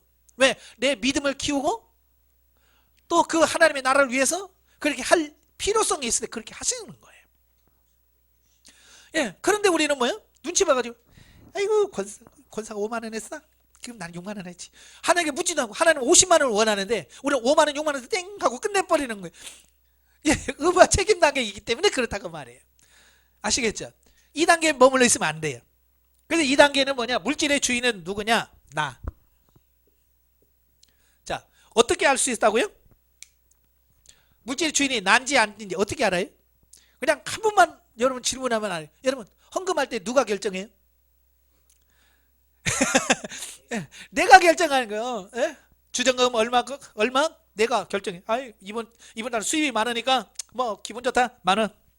아이고 가정이 어렵네. 1,000원만 하자. 1,000원씩 이렇게 내가 결정한단 말이에요. 그건 내가 주인이란 얘기죠. 그래서 여러분도 물질은 이제 하나님이 주인이에요. 그래서 하나님께서 이걸 바꾸시는 작업을 해가시는 거예요. 주인을 바꾸는 작업. 주인을 바꿔요. 내가 아니라 하나님이 주인이다. 근데 생각만 해갖고 바꾸냐? 안 바뀌어요 이게. 여러분 가서 한번 해보세요. 주인은 이제 하나님입니다. 근데 나가자마자 여러분 물건 살 때 뭐가 좋아? 뭐가 싸? 뭐가? 하나님께 묻지도 않고 내가 세일한데? 알았어. 막 그래 세일한 막 가서 막 잔뜩 사잖아. 막. 남편이 왜 이렇게 많이 사? 싸잖아. 이거 왜 내가 주인이니까 그러는 거예요. 아무리 싸도 주님 살까요? 왜? 주인이 하나님이시니까. 그러면서 물질 쓰는 법을 배워가는 거예요. 그래서 이때 내가 주인이 아니라 하나님이 주인이라는 걸 가르쳐주기 위해서 하나님께서 뭘 시키냐면 심는 훈련을 시키는 거예요. 자꾸 돈을 나가게 하셔. 쓰게 하셔. 그래서 어느 집에 신방 갈 때 야 그냥 가지 말고 수박 한 댕이 사가. 예. 너는 그냥 가지 말고 이번에 봉투에서 그 아들 있잖아. 그 공부하는 아들한테 10만 원 하나 줘. 이렇게 주님께서 계속 그 시키시는 거예요. 예. 그러면서 물질의 주인은 내가 아니지 하나님이지. 네 아멘 하면서 순종하면서 이제 가치관을 완전 바꿔가는 거예요. 아시겠죠? 근데 바꿔갈 때 하나님께서는 그냥 심으라고 말씀만 하시는 게 아니라 채워주시는 경험을 해야지. 그러니까 내가 10,000원을 심으면 하나님께서 아이고 잘했네 100만 원 줘버려. 그래서 30배, 60배, 100배를 주셔. 왜? 내가 훈련을 해야 되니까. 여러분 이제 훈련해 보세요. 기가 막혀. 저는 진짜 물질 가지고 엄청난 훈련 받은 거예요. 그래서 2만 원 훈련 2만 원 내고 20만 원 받고 2만 원 내고 280만 원 받고 그렇게 막 몇백 100배 이상씩 막 받아보는 경험이 있는 거예요. 그러니까 그 다음에 두 번째 단계가 뭐예요? 실용 단계. 실용 단계가 뭐냐? 이기적인 단계. 복을 받는 것이 목적이 되어 물질을 사용하는 단계. 함정이 뭐냐? 물질을 주시는 하나님보다는 받는 물질의 복에만 관심을 갖는. 이제 처음에는 우리 주의 은혜를 씹어요. 근데 주님께서 막 주시니까요. 봐라. 이거 뭐야? 이거 돈 버는 거 쉽네? 10,000원 씹고 10만 원 받는데 안 하는 사람 있어요? 없어요? 여러분한테 제가 1,000원 줘요. 내가 10,000원 줄게. 안 줄 사람 있어요? 없어요? 바보지. 안 주는 사람 바보지. 나 같아도 금방 하겠네. 예? 나한테 10만 원 줘. 내가 100만 원 줄게. 그럼 이거 안 하는 사람 어디 있어? 그러니까 이게 뭐냐? 언제 목사님이 그 10,000원 갖고 오면 10만 원 주다고 언제 또 안 하나? 이런 거예요. 이렇게 눈치 보듯이 하나님 앞에서 또 이거 하면 또 뭐 주실 안 주실려나? 이제 이런 거예요. 애들 보면 그래요. 저도 이제 주일학교가 많았잖아요. 애들 유치부 애들이 많아. 저는 애들을 좋아하거든요. 3살, 4살짜리. 그들에게 이제 과자를 하나씩 줘요. 그들이 이제 과자를 먹잖아요. 간식 먹잖아요. 그러면 제가 가서 하나만 줄래? 하나만 줄래? 하고 애기들 앞에서 내가 막 달라고 그래. 그러면 애들이요. 이 하고 안 줘. 그럼 나도 안 줘. 그렇게 뭐 3-4놈 있으면 다 달라고 해요. 근데 그 중에 한 놈은 줘. 그 전에 각 주면 아이고 이쁘다 그러면서 짜잔 하죠. 그래서 큰 봉지 하나를 딱 줘. 그 보는 앞에서. 그러면 옆에다가 눈이 확 커져. 확 커져. 그 다음부터 내가 그러면 나눠줘. 왜? 나한테 주면 봉지가 나오거든요. 예. 근데 그런 거예요. 하나님도 그 훈련을 시키려고 주신단 말이에요. 근데 어쩔 때는 내가 없을 때도 있잖아요. 내가 준비 안 했을 때 있잖아요. 그때도 달라면 줘. 그놓고 이제 언제 나오나? 뒤에서 짱하고 나와야 돼. 안 나오잖아. 그럼 어떤 놈 울어. 막 안 줘. 목사님이 안 줘. 그러니까 걔는 진짜 목사님이 고맙고 감사해서 주는 게 아니고 봉투가 나와야 되는데 왜 안 나오나? 그것이 목적에 대해서 심는 그게 실용 단계라고 말해요. 이해가 되시죠? 예. 그러니까 하나님께서 우리를 변화시키기 위해서 그렇게 하시기도 하시지만 때로는 이제 그 경험이 끝나면 땡 하게 하셔요. 마치 이런 거예요. 광야 때는 하나님께서 매일같이 만나 주시죠. 그죠? 이제 어느 단계 때는 심으면 심을 때마다 하나님 거두게 하셔. 근데 어느 날부터는 공짜는 없어. 반드시 내가 심어야 심은 것에 대해서 주셔. 가나안에 들어가면 그렇습니다. 이제 여러분이 나중에 상담 받으면서 가나안 들어가면 하나님 공짜 없어요. 그러니까 저도 예전에는 행운권 추첨하면 잘 걸려요. 근데 지금은 안 걸려요. 왜냐? 내 수준은 행운권 당첨되고 그런 수준이 아니에요. 지금 내가 정당하게 말씀에 의지해서 심어야 돼. 예. 결혼식 할 때 하나님 어떻게 할까요? 20만 원 심어라. 네. 하고 20만 원 순종해서 심으면 거기서 20만 원 그 심은 게 돼. 그러면 때가 되면 지금 아니에요. 언젠가는 20만 원이 돌아서 나한테 내가 필요할 때 100만 원이 오고 200만 원이 오고 때로는 1,000만 원이 오고 그렇게 돼. 내가 심었어야 돼. 안 심으면 안 나와. 우리 아들이 얼마 전에 저한테 그래요. 아빠만 보면 신기해요. 왜? 성도 한 명도 없다는데 어떻게 먹고 사는 거 보면 신기하대. 그렇잖아요. 목사가 성들이 11조도 하고 뭘 또 해고 그래야 내가 먹고 사는데, 예, 개척하면서 없는데 어떻게 사냐는 거예요. 그래서 야, 나는 옛날에 다 심어놓은 게 많아. 여기 오기 전에, 이곳에 오기 전에 주님께서 말씀만 하시면 심은 거야. 많이 심어놨기 때문에 필요하면 하나님께서 주셔. 때로는 내가 하나님 돈 필요하네요 라고 하기도 전에 이미 주셔. 미리 주셔. 그래서 이게 왜 주시지? 그러면 며칠 후면 돈 쓸 일이 생겨. 자, 그렇게 하셔서 돈에 대해서 크게 뭐 집착하지 않고 그게 매이지 않고 목회를 할 수 있도록 하나님께서 하신 거예요. 근데 그게 뭐냐, 그냥 되는 게 아니라 그 말이에요. 내가 누군지 몰라. 지금 하도 기억이 안 돼요. 왜냐하면 하도 많이 심어놓으니까 어디나 심어놓은지 몰라. 마치 이런 거죠. 다람쥐가 가을이 되면 막 이제 밤알 주워다가 막 숨겨놓잖아요. 그죠?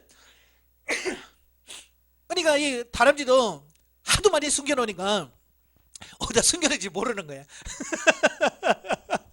그러니까 저도 마찬가지예요.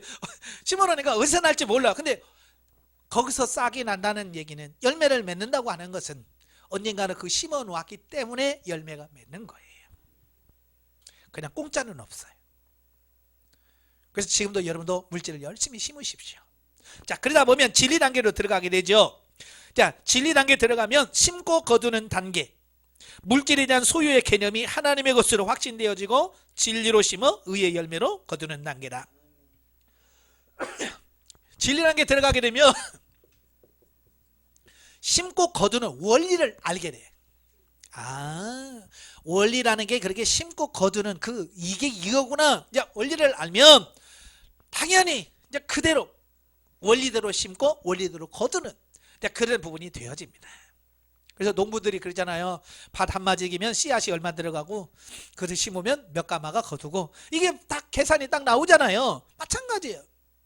진리는 하나님의 말씀대로 심으면 하나님께서 이렇게 주시고, 이제 의의 열매로 거두게 되어지는 단계예요. 자, 의의 열매라고 하는 것은 뭡니까? 물론 이 땅에서만 다 얻어지는 게 아니고 하나님 나라의 상급으로 쌓여지고, 또 성전을 짓는 성전 건축 헌금으로 들어가게 되고, 신령한 집을 짓는 재료로 들어가고. 자, 그래요. 진리 단계. 자, 그 다음에 생명 단계 들어가게 되면 죽고 썩을 재물이 썩지 않고 쇠하지 않는 생명으로 바뀌어 하늘의 상급으로 쌓이는 단계다 그랬어요. 자, 여러분, 은행에다 저축해 놓으면 때가 되면 어떻게 돼요? 내가 찾잖아요. 이제 마찬가지예요. 내가 이제 심는 것은 내가 찾아 쓰지 않으면 쌓여. 그죠? 그러면 나중에는 목돈으로 탁 받아 쓰는 거예요. 마찬가지로 지금 여러분들이 심는 것은 뭐냐? 하나님의 나라의 창고에다가 쌓아두는 것이 되어지는 거예요. 예, 죽고 썩을 것, 세상에는 죽고 썩을 것입니다. 그죠? 세상에는 쌓으면 다 죽고 썩을 거야. 왜? 여러분의 것이 안 돼. 자, 예를 들어서 열심히 여러분이 일해서 돈 벌어가지고 집을 딱 샀어요. 그래서 앞에다가 대문에다가 권대안 해서 문패를 딱 달았어요. 야, 들어갈 때마다 그래, 내 집이야. 근데 내가 어느 날 죽었어. 그 집 누구 거래요? 죽었는데도 권대안 기념집 뭐 이래요? 아니에요. 아마 저희 집사람이 문패 딱 대고 이금예라고 딱 써놓을 거예요. 그러니까 살았을 때는 내 거지만 죽었을 때 내 거 아니야. 집사람이 죽어. 그러면 그 집 누가 될까? 우리 아들놈이 와서 또 내 이름 쓰면서 권능, 그래서 바꾸든지, 에이 이거 팔아 팔아서 지들 쓰든지, 그렇게 될 거야. 왜 내 거 안 된다면, 여기서 이 땅에 돕고 간 것은 내 거 안 돼요. 그러니까 이 땅에다가 수백만 평 수억 평을 해서 내 이름으로 등기를 해놔도 천국 갈 때 그거 못 가지고 가면 이거 죽고 썩는 거예요. 생명적인 건 뭐냐? 내가 죽어서 천국에 가서 하나님 내놓으세요. 그래서 내가 맡겨놓은 거 찾는 것, 그것만 생명적인 것 같아요. 아시겠죠? 그러니까 지금 이 땅에다 쌓아두지 말고 영원한 천국에다 쌓아둬라. 근데 쌓아두는 방법이 뭐냐? 세상에다 심는 거예요. 예, 하나님의 나라를 확장을 위해서 심고, 가난한 자들 위해서 심고, 구제하고 섬기고, 이게 다 뭐냐? 심는 거가 돼서 하늘에 쌓여주는 단계, 이게 생명 단계 삶이다 그 말이에요. 자, 그 다음에 대인관계, 영성적 대인관계. 어때요? 여러분 대인관계 잘 되세요? 대부분의 사람들이 이걸 못 하시더라고요. 정말 왜냐하면 이건 전부 다 개인 나와의 관계, 나와 주님과의 관계 이건. 근데 대인관계는 꼭 뭐가 있냐? 상대방이 있어요. 상대방이. 그러니까 상대방이 있다는 것은 내 생각과는 전혀 다른 의도가 또 나온다는 얘기예요. 그렇기 때문에 어려운 게 그거예요. 네. 그러니까 예를 들어서 이런 거예요. 내 생각에는 밥 먹자 그러면 좋아할 줄 알았는데, 그죠? 그래서 밥 먹읍시다. 근데 상대방은 아이 바빠 죽겠는데 이럴 수 있다 없다? 있다는 거예요. 왜냐하면 그 사람도 한 인격체고 그 사람도 생각이 있기 때문에 이게 안 맞을 수 있다는 거예요. 그러니까 안 맞는데 이걸 안 맞는 걸 어떻게 처리하며 갈 거냐. 자, 첫째 단계가 본능 단계. 본능. 본능이라고 하는 것은 사회의 일반적 윤리의 기준으로 이웃을 대하는 단계. 그러니까 교회는 다녀도 예수 안 믿는 사람 하는 행동 그대로 하는 거예요. 그러니까 예를 들어서 앞집에서 나한테 잘해줘. 뭐 예를 들어서 무슨 잔치집 잔칫날이면 떡도 갖다 주고 뭣도 하면 막 갖다 주고 그래요. 그러면 어때요? 나도 그렇게 해주잖아요. 그래서 맛있는 거였으면 아이고 지난번에 떡 맛있었어요 하고 또 갖다 주잖아요. 예, 이건 본능이에요. 네, 그 사람이 나한테 잘해주니까 나도 그 사람한테 잘해주는 거예요. 근데 사이가 안 좋아. 어떻게 해요? 국물도 없지. 그죠? 너 안 줬지? 나도 안 줘. 이렇게 되어지는 거예요. 이게 뭐냐? 이게 본능인 거예요, 본능. 이거 예수 믿어도 똑같아. 자, 그래서 교회를 다니면서도 성령님의 통제와 간섭을 받지 않고 이루어지는 것은 신앙생활이 아니라. 대인관계에서 성령님의 통제를 받으셔야 돼. 어떻게 할까요? 하나님, 저 집사하고 내가 지금 사이가 안 좋은데 어떻게 할까요? 성령께서 네가 먼저 가서 화해해라. 아, 예. 하고 가서 아이고 집사님 내가 잘못했네요. 이래야 되는데 사람들이 그래요 안 해요? 안 해. 내 눈에 흙이 들어가서 안 돼. 이러면서 안 푼단 말이에요. 그러니까 이 주님이 원하시는 대인관계가 안 돼. 2단계도 마찬가지예요. 아까 물질에서 음악 책임의 주인이 누구라고 그랬어요? 나였잖아요. 물질의 주인이 나였죠. 본능 단계에서 주인은 누굴까요? 역시 나요, 나. 내가 중심에 내가 중심. 그래서 우주 중심에 자기가 있어. 그래서 태양을 누구를 위해서 돌아요? 태양이 나를 위해서 돌아. 네. 모든 게 다 나 중심이야. 집에서도 말이야. 나 중심으로 돌아가야 이게 행복하지. 나 중심으로 안 돌아가면 막 신경질 나는 거예요. 네? 본능이기 때문에 그래요. 그래서 하나님께서 이제 야, 너 내려와. 네가 주인의 자리에 들어가지 마라. 그래서 하나님께서 낮추시는 작업을 해가시는 거예요. 아시겠죠? 그래서 남편이 쥐잡듯이 잡는 거예요. 왜 그럴까요? 내가 자꾸 주인 되려고 하니까 주인이 하나님께서 남편 시켜서 야, 쟤 잡아라, 쟤. 아, 쟤 안 되겠다. 그래서 남편이 막 쥐잡듯이 잡는 거야. 왜? 내가 자꾸 주인 노릇하니까. 그러고 밖에 나가서 뭐라고 그래? 우리 남편은 맨날 나를 잡아 그냥. 자기가 자꾸 나서려고 하는 걸 몰라. 자기는. 왜? 자기를 모르니까. 그죠? 그러니까 뭐예요? 결국은 뭐야? 남편하고 못 살아. 도장 찍어야 돼. 그렇게 되는 거야. 자기를 봐야 되는데 자기를 못 본단 말이에요. 저도 이제 상담을 하잖아. 많이 이제 훈련 받으면서 제일 많이 훈련하는 게 뭐냐면 이 부부 관계를 얘기를 해요. 목사님, 더 이상 못 살겠어요. 왜요? 그러면 한결같이 하는 게 그거예요. 정말 맞는 게 하나도 없고요. 나를 그냥 인정을 안 해주고 나를 막 무시하고 막 그래서 도무지 내가 이 집에서 내가 못 살겠다 그러는 거예요. 그래서 제가 좀 참아봐요. 좀 참으면 몇 달 훈련 받으시면 왜 그러는 줄을 알 거예요. 다 나 때문에 생긴 거예요. 그럼 막 열받아가지고요. 어떤 분은 심지어 전화하다 끊어버려요. 자기 편 들어줘야 되는데 내가 자기 편 안 들어주잖아요. 집사님이 문제예요. 그러면 왜 내가 문제예요? 그러면 툭 끊어버리잖아. 얼마나 위험했어라. 그런데 이제 훈련을 받아가다 보니까 점점점 자기 모습을 하는 게 보여주시는 거야. 그러니까 나중에 목사님 죄송해요, 미안해서 그걸 몰랐어요. 다 그래요 처음에는. 그래서 제가 넘어가지요. 예. 그래요. 이제 하나님께서 그렇게 밟으시는 거예요. 시어머니가 밟고 신우가 밟고. 왜? 자꾸 내가 나서니까, 내가 높아지려고 하니까. 거기서 그래요 나 죽었어요 하고 팍 죽으면, 내가 죽으면 높아져요. 세워줘. 예. 대인관계에서도 마찬가지. 사회에서 보죠. 좀 잘난 척 해봐요. 사람들이 다 밟아버려요. 학교에서도 마찬가지죠. 선생님 저기요 하고 잘난 척 하면 그 다음부터 왕따 당해버려요. 그 원리예요. 그래서 거기서 나를 죽이고 나를 처리하는 훈련을 하는 거예요. 자, 그 다음에 윤리 단계입니다. 두 번째 단계가 윤리 단계.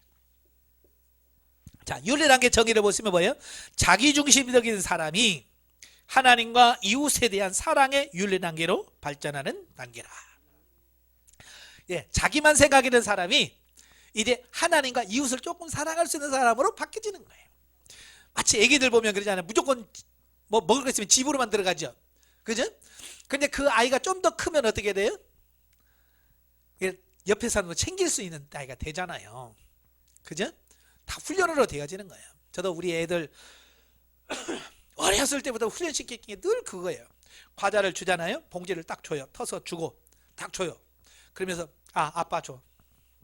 집에 들어가기 전에 항상 아빠 나한테 입을 넣어. 그러면 엄마. 그러니까 집으로 들어가기 전에 항상 나 거치고 엄마 거치고 그 다음에 누나 넣고 그 다음에 집 들어가. 이게 순서예요. 제가 늘 가르쳤던 게 그런 거거든요. 그러니까 성장해서도 생기면 아빠 거, 엄마 거, 누나 거 이렇게 챙길 수 있는 삶이 되는 거예요. 근데 어렸을 때도 너 다 먹어. 달라고도 안 하고 훈련을 안 시키니까 지만 알잖아. 그죠? 그래서 만약에 어디 갔다 왔는데 다 먹었어. 그러면 이제 짜증내고 신경질 내는 거지. 예? 왜? 교육이 안 돼서 그래요. 자, 윤리 단계 들어가면 뭐냐면 나, 그 다음에 이웃, 그 다음에 그 중간에 누가 끼냐면 하나님이 끼어요. 자, 이런 거예요. 쉽게 얘기하면 본능 단계란 모든 나 중심이라고 그랬잖아요. 그러니까 모든 생각이 자기 중심적이에요. 그래서 예를 들어서 부부도 마찬가지예요. 어떠다가 만났어요. 그러면 본능 단계 있는 사람은 그렇죠. 내가 워낙 잘생겼잖아요. 내가 잘했어요. 자, 그래요. 그리고 예를 들어서 남편이 말 안 들으면 어떻게 해요? 아휴, 어쩌다가 내가 눈이 삐어가지고 저 인간 만나가지고 내가 아휴 내 팔자야. 이제 그게 나 자기 중심적인 거예요. 자식 보면서 자식이 마음에 안 들 수 있잖아요. 그럼 뭐라 그래? 어쩌다가 내가 저걸 낳고 미역국을 먹었으니 아이고 내가 미친년이지. 이러면서 자기를 그렇게 보는 거예요. 왜? 자기 중심적이니까. 하나님을 볼 줄 모르는 거예요. 그런데 윤리 단계 들어가게 되면 나와 이웃 사이에 하나님. 그래서 남편도 이런 거예요. 예? 하나님이 짝지어 주신 남편이구나. 그냥 남편이 아니고 오다 가다 만난 게 아니고 하나님이 나의 이런 걸 고치시려고 이렇게 이 남편을 주셨구나. 그래서 이웃 사이에 꼭 하나님을 끼는 거야. 자식들 사이에도 하나님을 껴.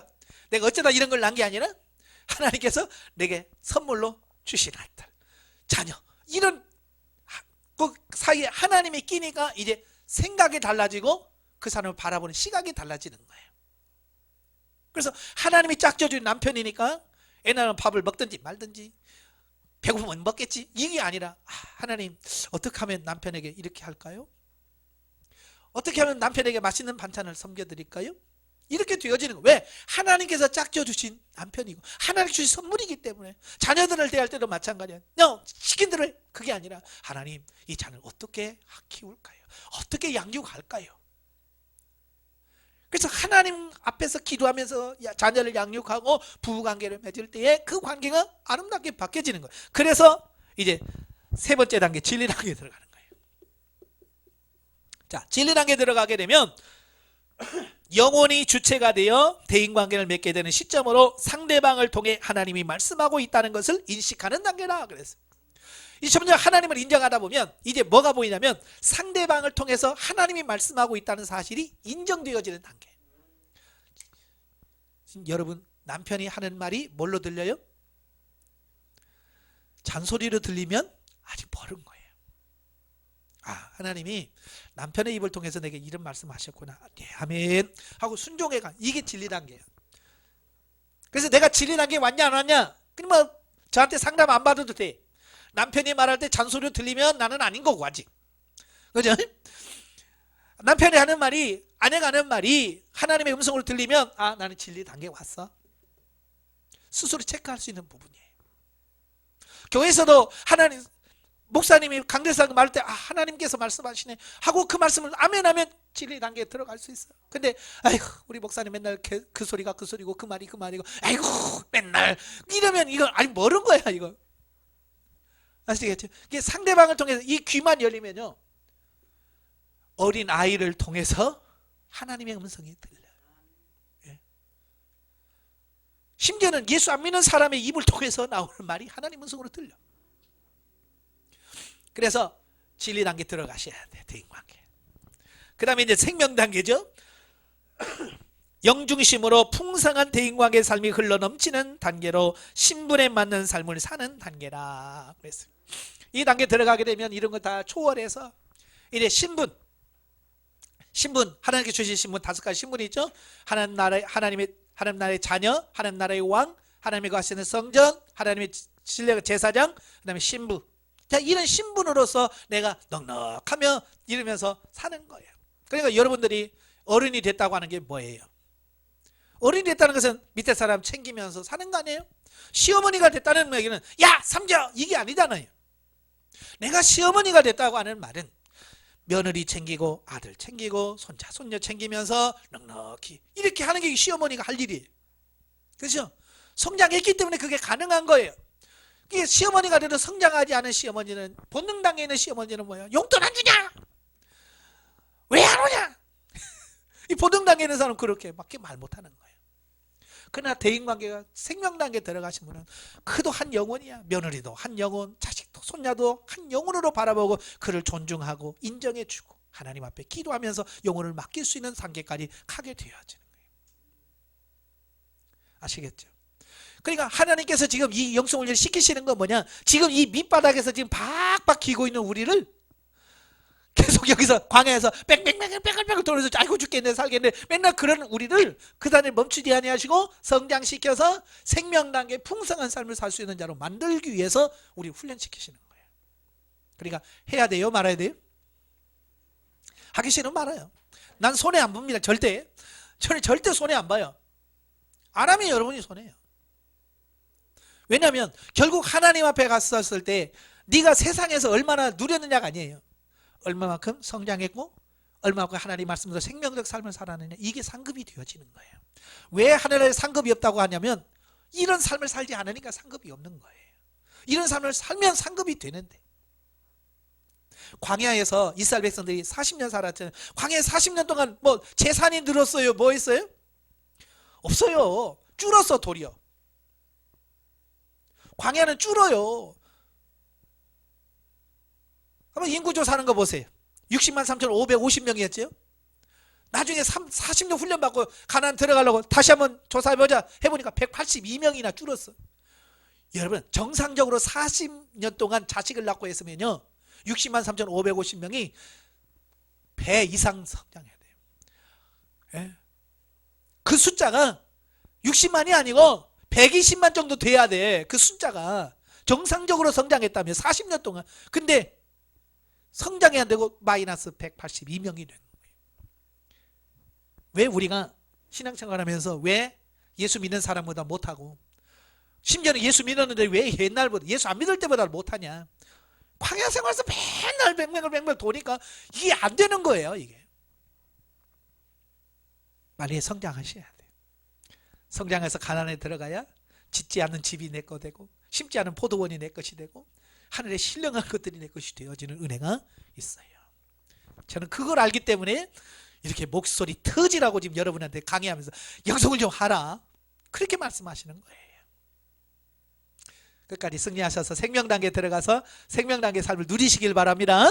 기도하겠습니다. 은혜로우신 아버지 감사합니다. 오늘도 귀한 말씀 들었습니다. 이 훈련을 통해서 우리를 성장 성숙시켜 하늘의 신령한 복을 받아 누리는 자로 만드시게 한 이 과정인 줄로 믿습니다.